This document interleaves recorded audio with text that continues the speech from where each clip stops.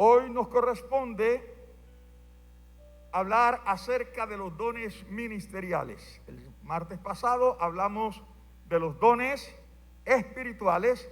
Hoy, con el favor del Señor, hablaremos de los dones ministeriales. Y con el favor del Señor, el domingo estaremos hablando acerca de los dones de servicio. Una de las razones por las que el tema de hoy es tan interesante es por una noticia que quiero darles, pero no sin antes hacer un poco de historia. Hace 40 años, el Concilio de las Asambleas de Dios en Colombia era una misión relativamente pequeña si se le compara con las Asambleas de Dios en otros países alrededor del mundo.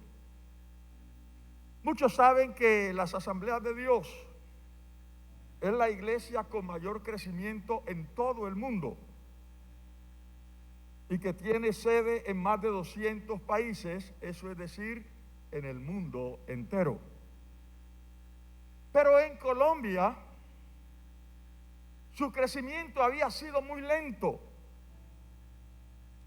Para no irnos tan lejos, hablemos de Santa Marta. Para la década de los 80, las Asambleas de Dios en Santa Marta solo contaba con esta iglesia, que no pasaba de 60 personas,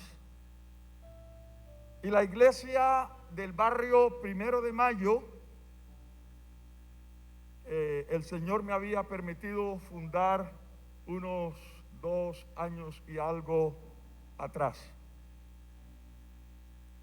Pero en el año 1980, Dios inquietó a los líderes del concilio a nivel nacional a diseñar una estrategia de crecimiento.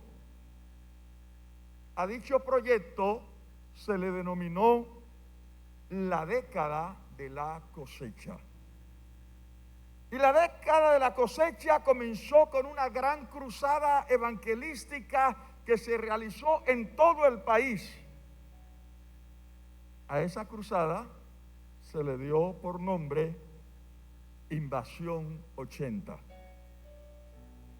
Tal vez algunos mayorcitos recuerdan que en el año 80 por todo Santa Marta sobrevoló una avioneta predicando desde el aire, orando por los enfermos, y las personas que querían oración o querían aceptar a Cristo sacaban un espejo y con los rayos del sol eran enviadas esas señales a la avioneta indicando: quiero que oren por mí, o indicando: he recibido a Cristo. Y fue algo maravilloso. Aunque éramos muy pocos, cuando llegó Invasión 80, todos los líderes nos pusimos la camiseta.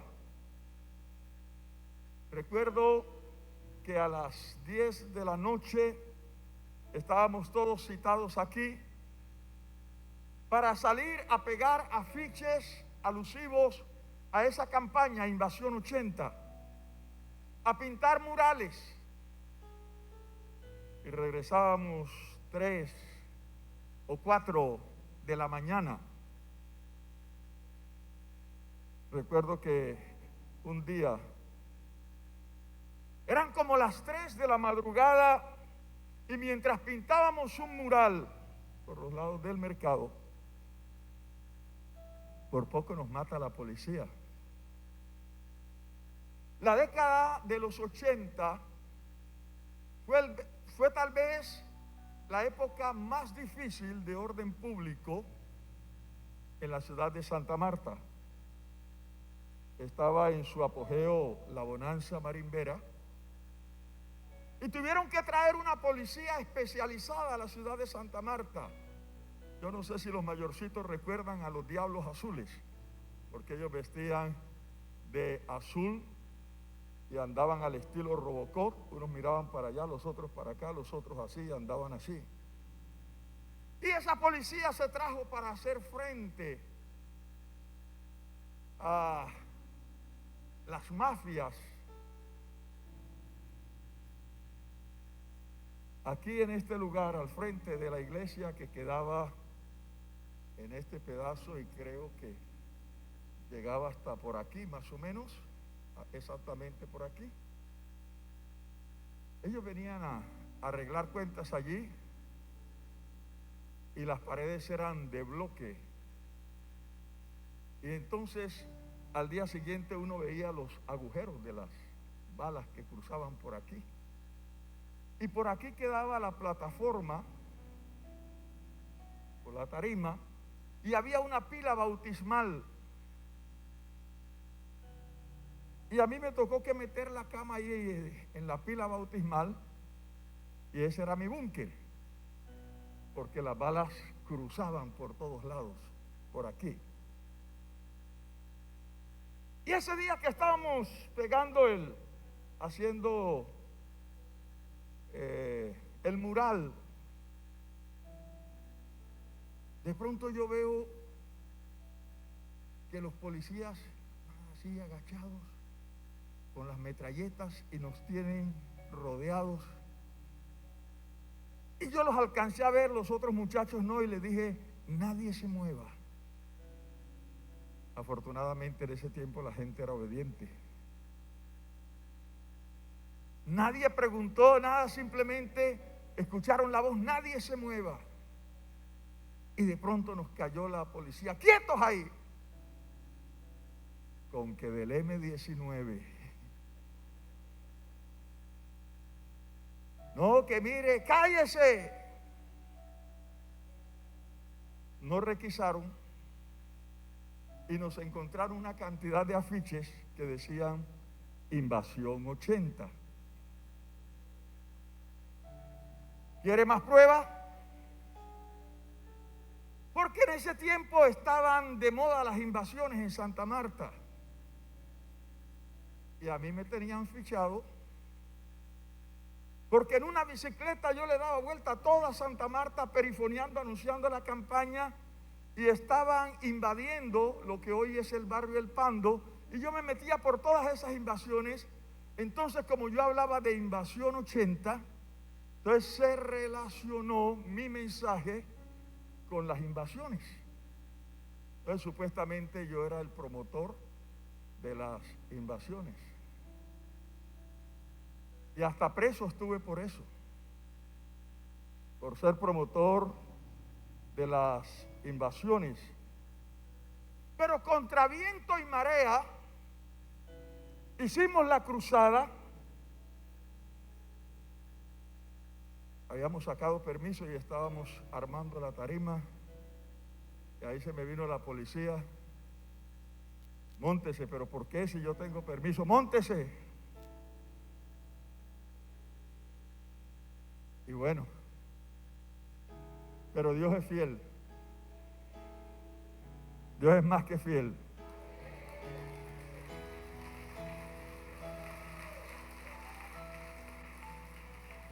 ¿Sabe lo que más me dolía cuando yo estaba allá? Tanto trabajo. Fueron casi 4 meses de sacrificio haciendo todo eso, y ahora no podíamos hacer la campaña. Y Dios hizo algo. Después les cuento lo que Dios hizo cuando no tenga micrófono. Y el asunto fue que a las 5 de la tarde, de una manera milagrosa, estábamos afuera, y yo le dije a los muchachos, vamos a hacer la campaña. Y comenzamos la campaña. No ahí, nos metimos en un lugar donde no entraba la policía. Y el resultado fue que la iglesia pasó de esas 50 a 60 personas a tener unas 300 personas. Y ahí comenzó entonces el crecimiento de la iglesia. Y la razón por la que les cuento todo esto es porque comienza un proyecto parecido, pero de mayor envergadura.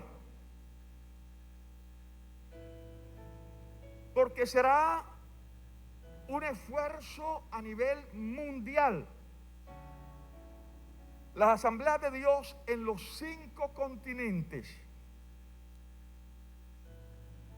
nos hemos propuesto dar a conocer el nombre de Jesús.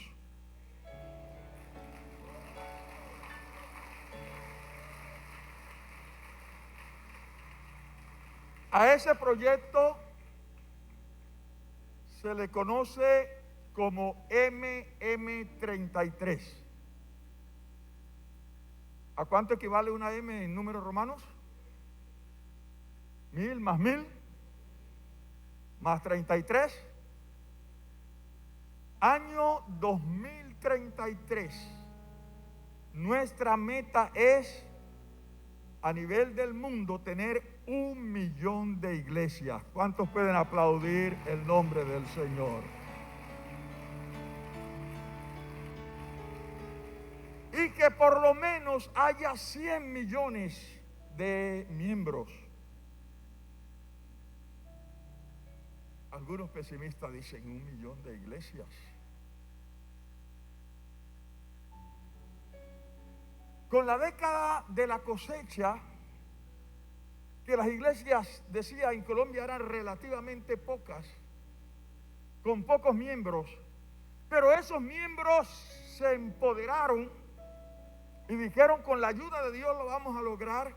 Y las asambleas de Dios dejó de ser la iglesia pequeñita para ser una iglesia de gran crecimiento a nivel de todo el país. Pero no estamos conformes, porque la misión de Jesús fue, dígalo conmigo, ir por todo el mundo.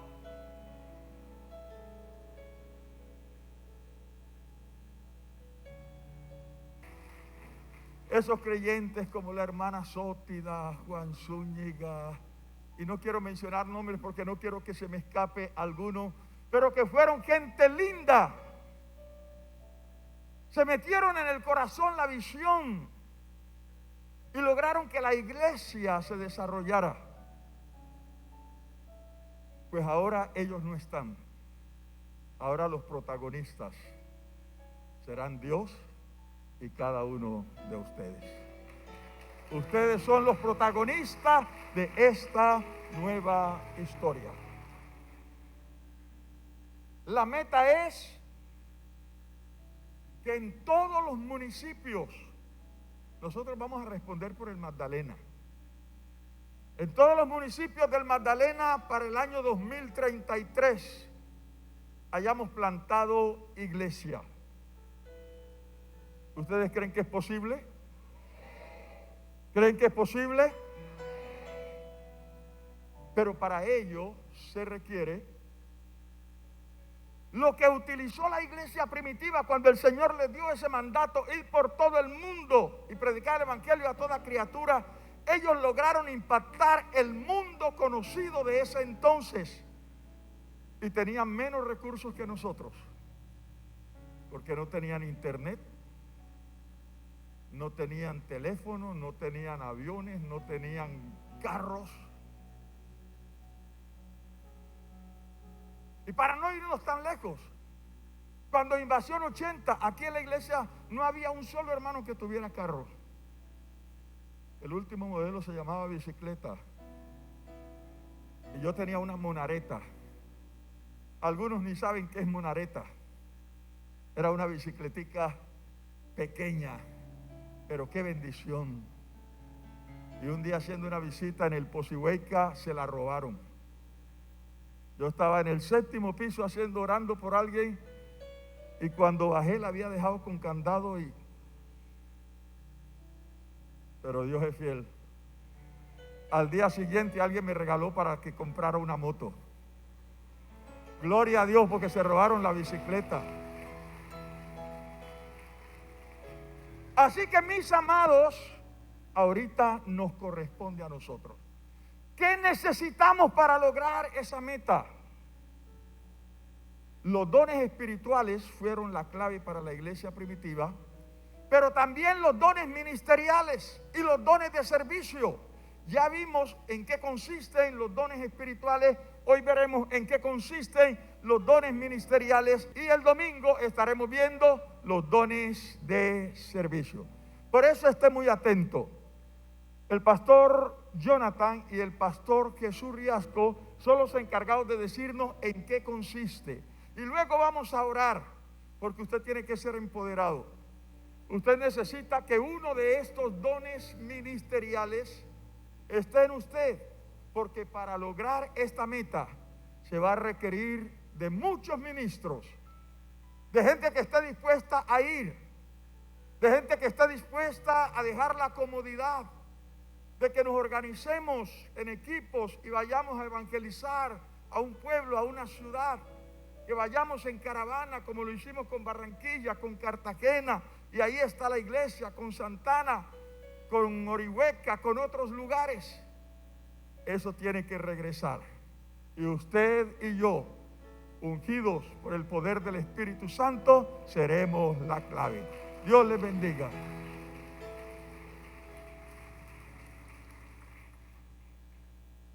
Amén. Gracias, pastor. Es un privilegio poder compartir la palabra. Hace unos días miraba el libro de las Asambleas de Dios, un libro que escribió nuestra hermana Judy Bartel, y ahí están muchos héroes de la fe. Ahí también están nuestros pastores con un poco más de cabello, más jóvenes, pero ahí están porque se pusieron la camiseta. Tengo el sueño de que cada uno de nosotros podamos estar, si no en ese libro, en el libro del reino de los cielos, donde habrá una foto suya y mía diciendo: en esta temporada estos se pusieron la camiseta. Pero como decía el pastor, me corresponde un poco hablar acerca de los dones ministeriales. Hemos hablado de los dones espirituales y yo quiero compartir con usted un poco de los dones ministeriales. Por eso quiero que vaya en su Biblia al libro o a la carta de Efesios en el capítulo 4, y me voy a permitir leer en el versículo 8 en adelante, con la finalidad de iniciar con quién da estos dones ministeriales. Por lo cual dice: subiendo a lo alto, llevó cautiva la cautividad y dio dones a los hombres. Y eso de que subió, ¿qué es? Sino que también descendió primero a las partes más bajas de la tierra. El que descendió es el mismo que también subió por encima de todos los cielos para llenarlo todo. Y él mismo constituyó a unos apóstoles, a otros profetas, a otros evangelistas, a otros pastores y maestros, a fin de perfeccionar a los santos para la obra del ministerio, para la edificación del cuerpo de Cristo. Como decía nuestro pastor, corresponden 3 de estos dones ministeriales, y por eso quisiera hablar de quién los entrega. El Señor los entrega a la iglesia, los entrega al mismo Dios. ¿Y cuál es la finalidad de esos dones? El versículo 12 es muy claro. La finalidad es perfeccionar a los santos para la obra del ministerio, para la edificación del cuerpo de Cristo. De ahora en más, los dones que yo voy a compartir, pero también los que compartirá el pastor Jesús Riascos, cuando usted los esté escuchando su definición, tenga en cuenta cuál es la finalidad de estos dones. El versículo 11 dice que él mismo constituyó a unos apóstoles. ¿Qué entendemos por apóstol, por apostolado? Indudablemente algunos han escuchado de este es un apóstol o una persona se llama apóstol. Nosotros como iglesia creemos en el apostolado, pero según el modelo bíblico, no el apostolado autodenominado con la intención de diferenciar el uno del otro. Esa no es la función del apostolado. Entonces este es pastor y yo soy apóstol, entonces estoy en un nivel jerárquico superior. No se trata de eso. Cuando hablamos de apóstol, encontramos una palabra clave y es la palabra enviado. La descripción de enviado es la que más se ajusta a lo que tiene que ver con el apostolado. Pero también hay palabras como delegado y embajador que le hacen justicia a ese apostolado. ¿Cuál es entonces la misión de un apóstol? Los apóstoles fundan iglesias, crean iglesias, establecen iglesias, establecen un cuerpo de liderazgo o dejan a un pastor y parten de allí a un nuevo lugar para establecer una nueva iglesia, una nueva misión. Esa es la función del apóstol o del apostolado. Según el modelo bíblico, no son apegados a un grupo determinado. Bueno, ya yo estoy aquí en esta iglesia, me quedo aquí, sino que hay un sentir de parte de Dios en fundar o establecer una iglesia, pero luego salir para establecer la iglesia en otro contexto. Y de esta manera se mueven los apóstoles. Pero tienen una característica, y en cada uno de los dones que me corresponde mencionaré características especiales. Y una característica es no apegarse a ese grupo. Hacen su trabajo, pero entienden que próximamente tendrán que salir para seguir extendiendo el reino de Dios. La tarea del apóstol o de los apóstoles tiene que ver con asegurarse de que la fe se transmita de una generación a otra generación y que se transmita la palabra de un contexto a otro. Recapitulando, creemos en el don, el ministerio del apóstol en el entendido bíblico, no como autodenominación, no como un grado superior en jerarquía, sino como alguien que está dispuesto a ir, fundar, establecer iglesia y luego salir para seguirlo haciendo en diferentes contextos. Pero a su vez, en un segundo lugar, me corresponde hablar de este don de profeta. Hay una diferencia con el don de profecía. Este profeta que menciona aquí el apóstol en Efesios tiene como característica que se prepara, vive para ello. Unas palabras que pueden acercarse a lo que es el contexto de lo que se quería expresar como profeta son la de vidente, pregonero de justicia o portavoz. ¿Dónde se diferencia entonces el don de profecía con el ministerio del profeta? Ese don ministerial del profeta tiene que ver con una persona que se prepara para esto y está esperando un momento oportuno, una palabra de Dios para cumplir funciones específicas dentro de la iglesia. Estas funciones pueden ser la de animar, puede ser la de confrontar, pero a su vez el profeta tiene una característica, que el mensaje que viene de parte de Dios a su vida, a su corazón, puede ser para hablar del pasado, puede ser para hablar del presente o puede ser para hablar del futuro. No se puede supeditar la función del profeta única y exclusivamente a la predicción de eventos futuros, sino que puede hacer hincapié en un evento pasado, en un evento presente y a su vez en un evento futuro. Hay una descripción que me gustó mucho cuando la leí. Profeta, aquel que bajo la influencia del Espíritu habla las palabras y los pensamientos de Dios en el tiempo indicado.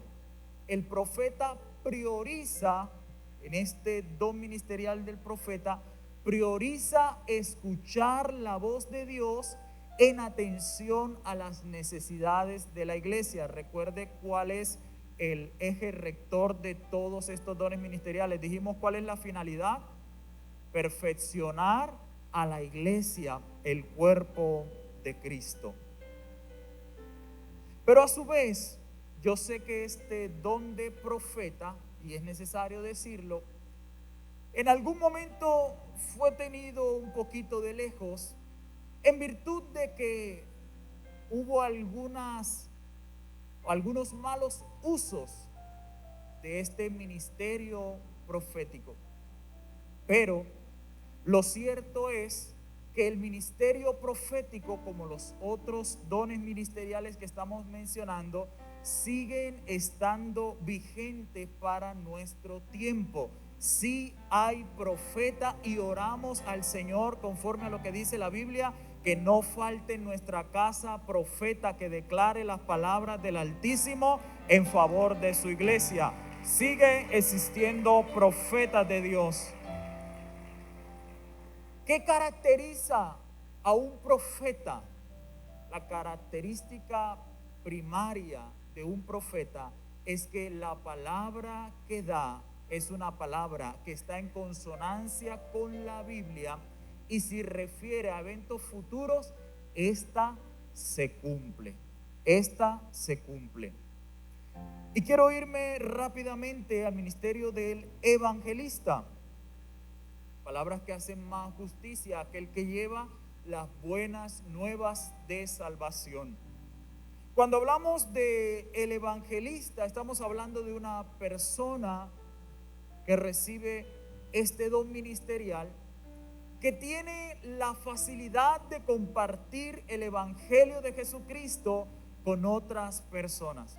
Muchas veces se ha limitado, se ha ajustado este ministerio de evangelista con multitudes, y la verdad es que no es tan así, porque es factible que haya evangelistas que no convoquen multitudes, pero que hagan la tarea de compartir el evangelio de las buenas nuevas de salvación. Hay evangelistas en la universidad. ¿Sabe que hay evangelistas en la universidad? Hay evangelistas en los buses, y la gente quizá no... Este evangelista, quizá no te reconozcan como evangelista porque no convocas multitudes, pero en el reino de los cielos, cada alma que has ganado en uno de los buses, cada alma que has ganado predicando en el mercado, cada alma que has ganado para el Señor, está allí anotada, consignada, y por eso se entrega ese don que el Señor ha puesto. El evangelista tiene una gracia especial en los perdidos. Quieren escuchar su mensaje. Muchas veces su mensaje no es un mensaje cómodo para escuchar, pero sí es un mensaje que invita evidentemente al arrepentimiento. Está acompañado generalmente con otros dones, señales que le acompañan para que los incrédulos crean. La Biblia enseña que las señales son para que los incrédulos crean. Entonces está acompañado de otras señales. Oran por enfermos y la gente que está alrededor ve la sanidad y entonces creen. Oran por una necesidad y esta se resuelve y la gente que está a su lado cree. Entonces el ministerio o el don ministerial del apostolado, de la profecía o del don del profeta, y a su vez el de evangelista, están vigentes hoy.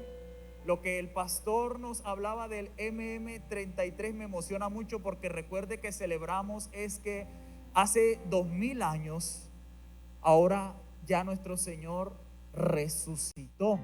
Y por eso nosotros estamos celebrando. ¿Sabe, amada iglesia? Estos dones están vigentes para usted y para mí. Yo no sé usted, pero yo estoy dispuesto. Dígale: Señor, yo estoy dispuesto. Yo quiero recibir uno de estos dones. Hay gente que tendrá que levantar la mano y decir: Señor, yo quiero ser de los que planten una iglesia y vayan a otro lugar, y planten en este lugar y vayan a otro lugar. Pero otros tendrán que decir: Señor, yo quiero ser un portavoz de tu palabra. Yo quiero ese don de profeta. Yo quiero ser un portavoz, que la gente escuche la palabra a través de mi boca. Pero otros también podremos levantar nuestras manos y decir: Señor, heme aquí para compartir el evangelio de las buenas nuevas de salvación a todo aquel que lo requiera. Donde hayan pocos o donde hayan muchos, donde sean poquitos o donde sean demasiados, compartiremos el evangelio del Señor. Que el Señor le bendiga. Pastor Jesús, le regalo 20 segundos. Gloria a Dios. Dios les bendiga, amados. Es un gran privilegio compartir la palabra del Señor. Y a mí me corresponde hablar acerca de estos dos últimos dones ministeriales que habla Efesios capítulo 4 versículo 11. Y él mismo constituyó a unos apóstoles, a otros profetas, a otros evangelistas, a otros pastores y maestros. Nos centraremos en estos dos dones ministeriales y es importante iniciar este mensaje haciendo énfasis en la palabra usada por el escritor bíblico en el principio del versículo número 1 de ese capítulo 4, el cual es el título de este mensaje: la vocación con que fuisteis llamados. La vocación con que fuisteis llamados. Aquellos que han sido llamados por Dios para este tiempo, levante la mano. Usted que ha sido llamado, llamada por Dios para servirle. Y al definir esta palabra vocación, hacemos referencia al estado en que fue llamado una persona. Y es la invitación hecha por Dios. Es el klesis de Dios. La palabra klesis es una palabra griega, es la que traduce o significa convidar, llamar en voz alta. Es decir, Dios nos está haciendo llamados en voz alta en este tiempo para nuestras vidas, para el servicio. Estos dones se encuentran activos hoy en la iglesia de Cristo. Ya el pastor Jonathan hizo énfasis en ese punto esencial. Y lo hermoso es que estos dones ministran juntos, ministran de manera cooperativa y no en competencia, y se usan con el fin de desarrollar la madurez del creyente, pero también para edificar la iglesia del Señor. Veamos cuáles son algunos de los propósitos de estos dos dones ministeriales. El pastor, uno que cuida al pueblo de Dios, es proteger, alimentar y estar a cargo de las necesidades espirituales de los creyentes. Puedo ver a Pablo ahí en el capítulo 19 del libro de Hechos de los Apóstoles, preguntándole a los hermanos de las iglesias que él fundó en sus diferentes viajes, y él les preguntaba: ¿ya recibiste al Espíritu Santo? ¿Ya recibiste al Espíritu Santo? Algunos les decían: no hemos escuchado hablar de tal Espíritu Santo. Y el apóstol Pablo les ministraba inmediatamente y ellos recibían el Espíritu Santo y eran llenos del poder de Dios. Así que veo a Pablo preocupado siempre por esa necesidad espiritual de los creyentes.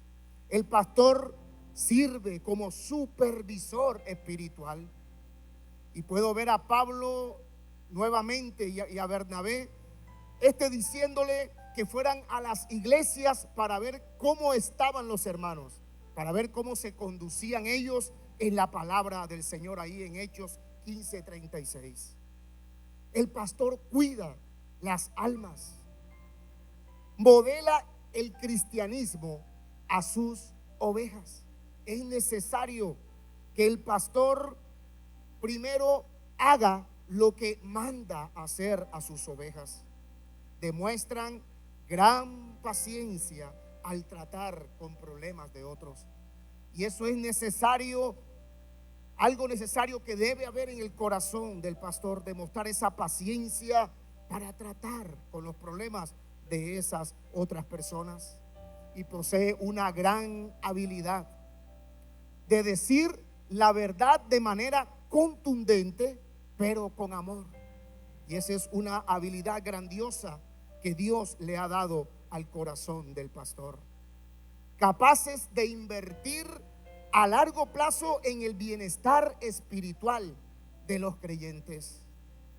Posee un corazón inofensible para no dejarse afectar por la reacción inadecuada de algún creyente.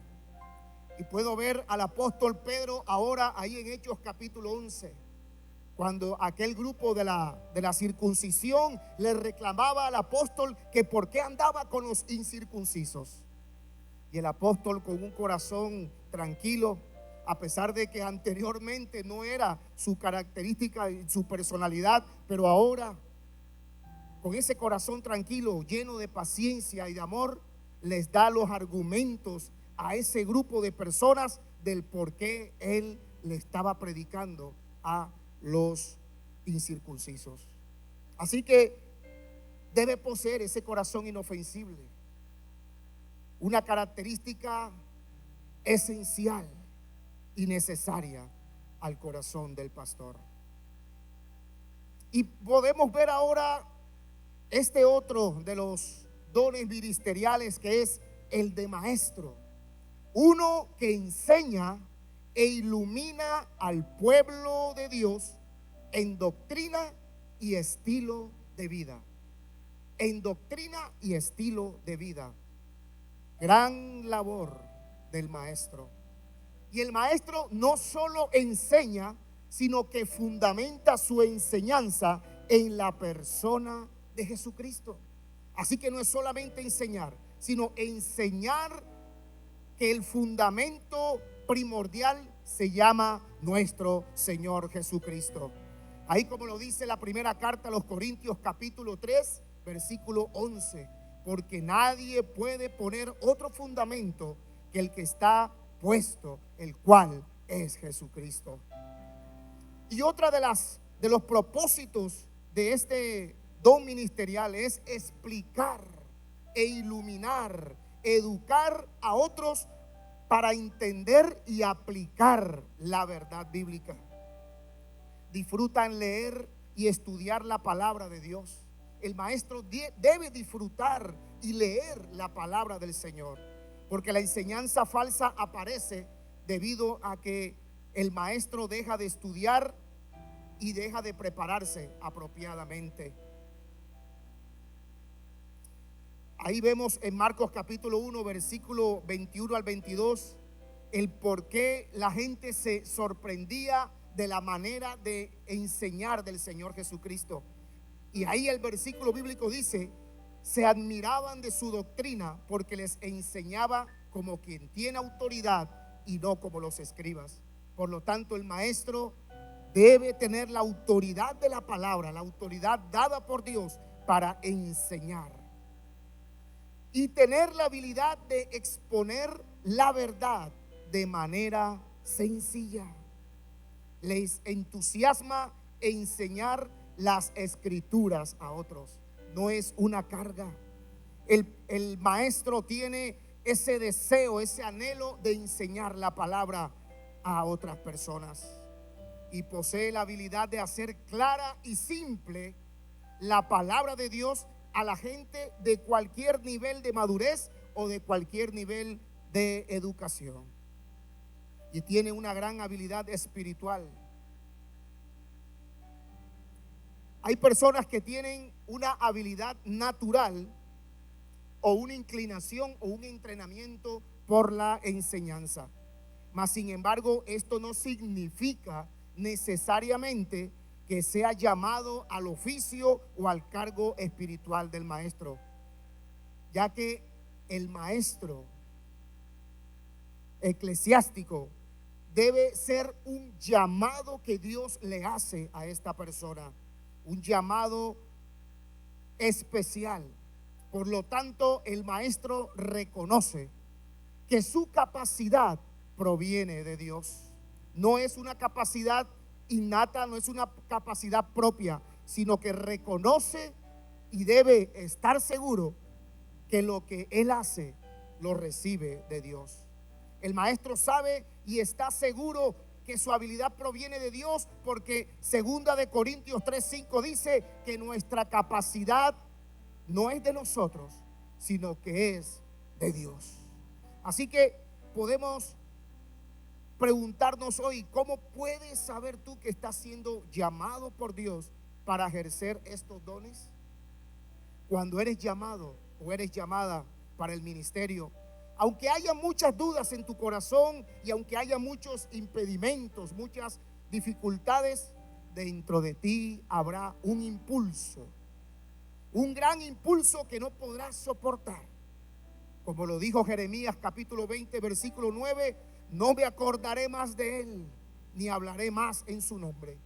No obstante, había en mi corazón como un fuego ardiente metido en mis huesos. Traté de sufrirlo y no pude. Es que el llamado de Dios no permite que haya dudas en el corazón del que ha sido llamado, porque Dios lo llamó a ejercer la labor ministerial. Dios le bendiga, amada iglesia.